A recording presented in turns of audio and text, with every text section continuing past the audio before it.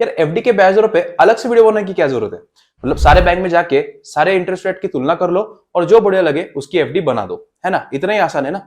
मान लो अगर कोई बैंक आपको 5 साल के एफडी का 7% ब्याज दे रहा है और दूसरा बैंक आपको 5 साल के एफडी का 8.25% का इफेक्टिव एनुअल यील्ड दे रहा है, तो आप किसको चुनोगे?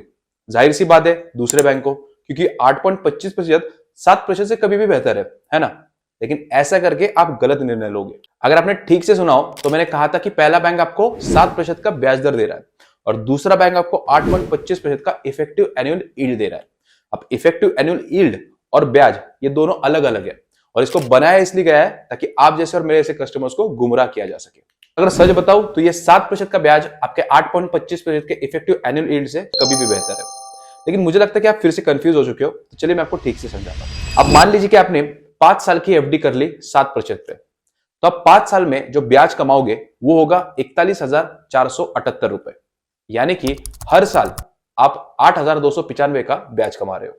इसका मतलब 1 लाख के ऊपर आप तकरीबन कुछ 8,295 रुपए कमा रहे हो। अगर इसका हम लोग इफेक्टिव एनुअल यील्ड निकाले तो वो निकल के आता है 8.295%, और ये 8.25% के इफेक्टिव एनुअल यील्ड से तो कभी भी बेहतर ही है। तो देखा आपने कि कुछ शब्दों का खेल करके बैंक अपने कस्टमर्स को गुमराह कर देती है। लेकिन आप टेंशन मत लो, आपने अपने भाई को फॉलो किया है, बी किफायती हिंदी चैनल को फॉलो किया है, तो मैं आपको सारा कुछ एकदम डिटेल में बताऊंगा ताकि आपको क्लैरिटी मिल सके कि आपको किस में निवेश करना है। अब दूसरा बड़ा सवाल सुनने में यह आया है कि मार्केट में जितने भी पेमेंट बैंक्स है, जैसे कि एयरटेल पेमेंट बैंक हो गया, जियो पेमेंट बैंक हो गया, इंडिया पोस्ट पेमेंट बैंक हो गया, ये भी काफी अच्छा ब्याज हमें दे रही है, तो क्या इनके साथ भी आपको एफडी बनवानी चाहिए? आरबीआई के नियमों के अनुसार ये जितने भी पेमेंट बैंक्स है ये कस्टमर से एफडी एक्सेप्ट नहीं कर सकती, तो बैकएंड पे इनका किसी न किसी बैंक के साथ टाई अप है, तभी जाके आप एफडी बनवा रहे हो। तो अल्टीमेटली आप किसी न किसी बैंक के साथ ही एफडी बनवा रहे हो। कुछ लोगों का सवाल ये भी है कि हम लोग 5 लाख तक डिपॉजिट कर सकते हैं स्मॉल फाइनेंस बैंक के अंदर, इसमें कितनी सच्चाई है? तो ये बात बिल्कुल सही है, लेकिन एक बात आप जरूर ध्यान रखना कि ये 5 लाख की जो लिमिट है इसके अंदर क्या क्या आता है। सेविंग अकाउंट आ गया, फिक्स डिपॉजिट हो गया, करंट अकाउंट, फिर एफडी का जो ब्याज है, इन सबको मिला के जो टोटल है ये 5 लाख तक होनी चाहिए। सिर्फ एफडी का प्रिंसिपल 5 लाख का नहीं चलेगा, तो इस बात को जरूर ध्यान रखना। तो उनका अगला सवाल ये है कि जो एनबीएफसीज है इनके साथ एफडी करवाना कितना सही रहेगा, क्योंकि मार्केट में कुछ जो एनबीएफसीज है जैसे कि बजाज फाइनेंस, श्रीराम फाइनेंस, ये काफी अच्छा ब्याज आपको दे रही है। तो सच बता तो आरबीआई का जो 5 लाख वाली गारंटी आती है ये इनके साथ नहीं आती। तो इनके साथ जो रिस्क रहता है एनबीएफसीज के साथ वो थोड़ा ज्यादा रहता है। भले आपको ब्याज ज्यादा मिल जाएगा लेकिन रिस्क भी आपको उतना लेना पड़ेगा। अब चलिए देखते हैं कि भारत के अंदर बेस्ट एफडी रेट्स कौन से हैं। अब इस इन्फॉर्मेशन को निकालने के लिए मैंने बैंक की वेबसाइट पे जाके इन्फॉर्मेशन को खोद के निकाला आप सबके लिए। और सच बताओ तो आज मेरी तबीयत भी थोड़ी ठीक नहीं है, क्योंकि नेशनल क्रिएटर अवार्ड्स था जो गवर्नमेंट ने ऑर्गेनाइज करा था, मैं उसके लिए गया था। कल रात को मेरी फ्लाइट आई थी, मतलब मैं घर पे पहुंचा 3 बजे और मेरी नींद भी पूरी नहीं हुई, लेकिन फिर मैं आप सबके लिए वीडियो बना रहा हूँ। तो प्लीज एक लाइक जरूर कर देना, क्योंकि आपके एक लाइक से मुझे बहुत मोटिवेशन मिलेगा। अब डेटा दिखाने से पहले ना मैं 3 पॉइंट्स को हाईलाइट करना चाहूंगा। सबसे पहला, ये जो डेटा है वो पर्टिकुलर डेट पे, तो वीडियो अपलोड होने के बाद अगर 3 से 4 महीने बाद आप इस वीडियो को देख रहे हो तो नीचे कमेंट्स में जाके ये मत लिखना कि डेटा सही नहीं है। अब दूसरा पॉइंट ऐसा है कि जो डेटा है वो 1 साल, 2 साल, 3 साल ऐसे करके अगर मैं आपको दिखाऊंगा तो पूरी पिक्चर क्लियर नहीं होगी।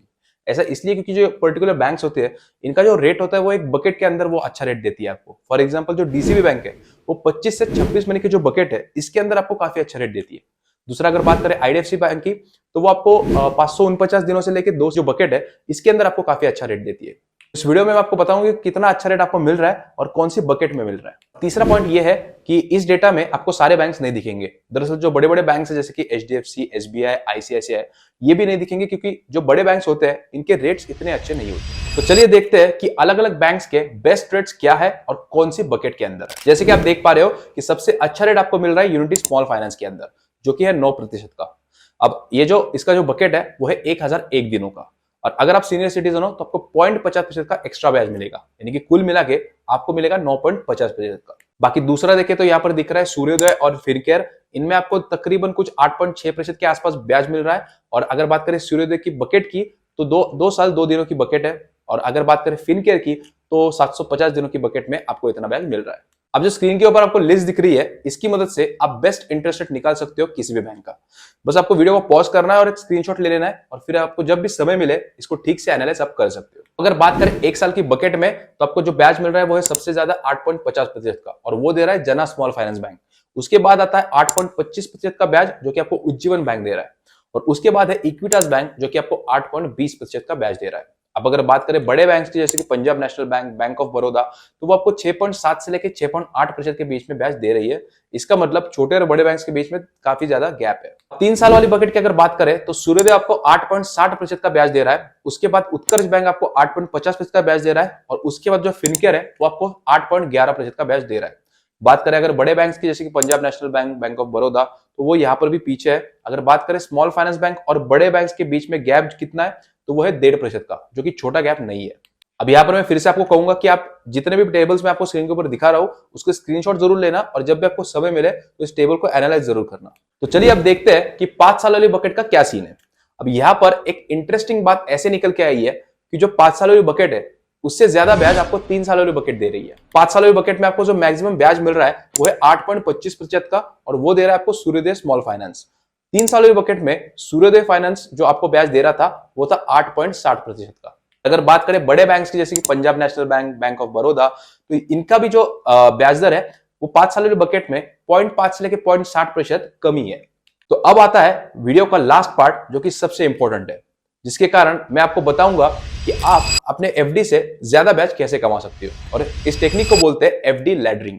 अब मान लो आपने 3 लाख रुपए निवेश करने एफडी के अंदर, तो आप डायरेक्टली 3 लाख रुपए निवेश मत कर देना, आप उसके 3 हिस्से करो। अब आपके पास बच जाएंगे 1-1 लाख, तो आप 1-1 लाख की 3 एफडी कर दो, क्योंकि अब आपको पता है कि 2 से 4 साल वाली जो एफडी की बकेट है उसके अंदर आपको सबसे ज्यादा ब्याज मिल रहा है। तो आप एक एफडी कर दो 2 सालों के लिए, एक एफडी कर दो 3 सालों के लिए और एक एफडी कर दो 4 सालों के लिए। फिर 2 साल बाद जब आपकी एक एफडी मैच्योर हो जाएगी तो उसको उठा के फिर से 3 साल की एफडी के लिए निवेश कर दो।